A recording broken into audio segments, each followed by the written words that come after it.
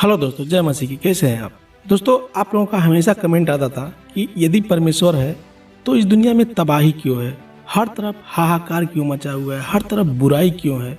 तो दोस्तों आज के वीडियो में हम यही बात करेंगे। यदि आपने हमारे चैनल को अभी तक सब्सक्राइब नहीं किया है तो सब्सक्राइब कर लें, और यदि आपने बेल आइकन को प्रेस नहीं किया है तो बेल आइकन भी प्रेस जरूर कर लें। दोस्तों दुनिया में अगर तबाही है, परेशानी है, तो केवल इसलिए है कि परमेश्वर हमसे और आपसे बहुत प्रेम करते हैं। अब आप कहेंगे कि यह कैसे हो सकता है?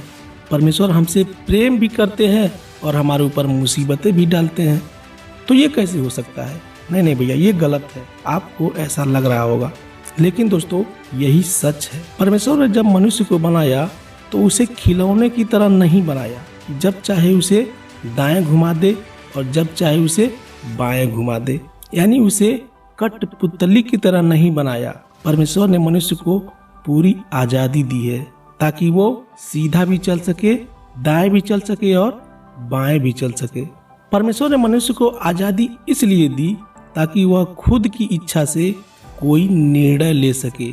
अब दोस्तों मान लीजिए आपका एक बेटा है और उसको आप बहुत प्रेम करते हैं, उसकी हर इच्छा को पूरी करते हैं, उसे जो भी जरूरत है उसे सब कुछ आप देते हैं, लेकिन आप उसको एक कमरे में अगर कैद करके रखें तो क्या आपका प्रेम उस बच्चे के प्रति पूरा हो जाएगा?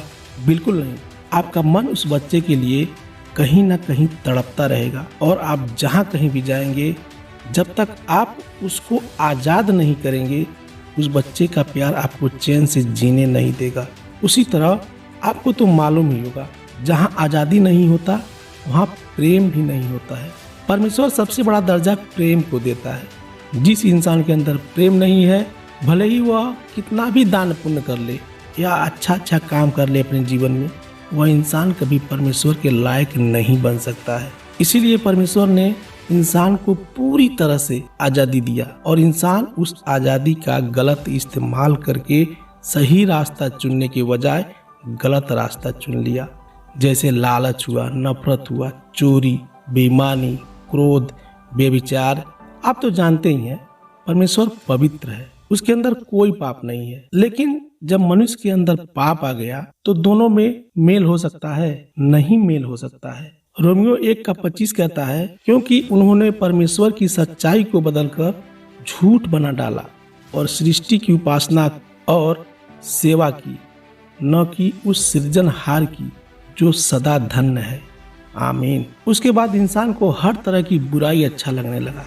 उसने सृष्टिकर्ता को छोड़कर सृष्टि की पूजा करने लगा, जैसे नदी हुआ, पहाड़ हुआ, पेड़ पौधे, कीड़े मकोड़े, उन सब की आराधना करने लगा, जिसका नतीजा यह निकला कि इंसान परमेश्वर से दूर होने लगा और लोगों में पाप बढ़ता गया, जिसकी वजह से आज दुनिया में भाई भाई से नफरत करता है, बाप बेटे में लड़ाइयाँ होती हैं, पति पत्नी में तलाक होते रहते हैं। अक्सर छोटी छोटी बच्चियों को किडनैप भी कर दिया जाता है और उनका रेप कर दिया जाता है। छोटे छोटे बच्चों में नशा यानी शराब की लत आ जाती है और उनका भविष्य खराब होता नजर आता है। छोटे छोटे बच्चों में मोबाइल फोन से ब्लू फिल्म यानी गंदे पिक्चर की आदत पड़ जाती है, जिसका नतीजा बहुत बुरा होता है। ये सब इंसान के स्वयं चुनने की वजह से ही ऐसा हुआ। परमेश्वर ने सबको आजादी दिया और लोगों ने उसका गलत रास्ता अपना लिया।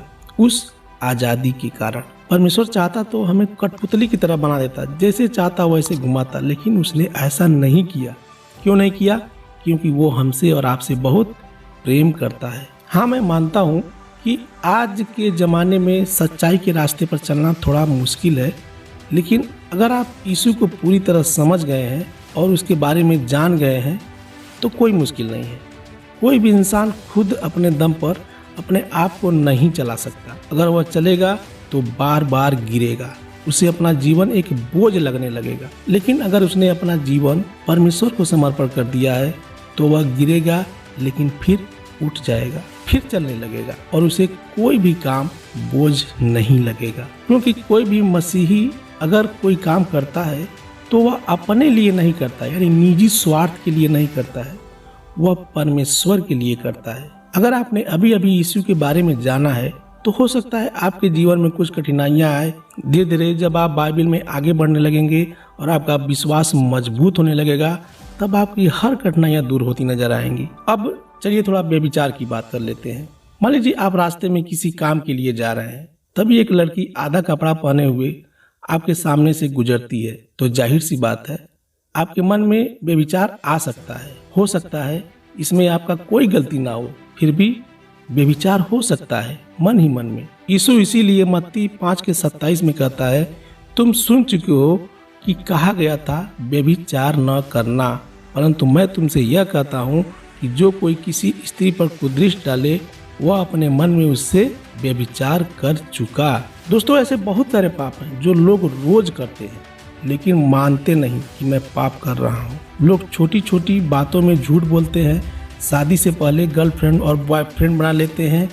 ऐसे बहुत सारे उदाहरण हैं जो लोगों ने अपना फैशन बना लिए हैं, लेकिन परमेश्वर इसे पाप समझता है।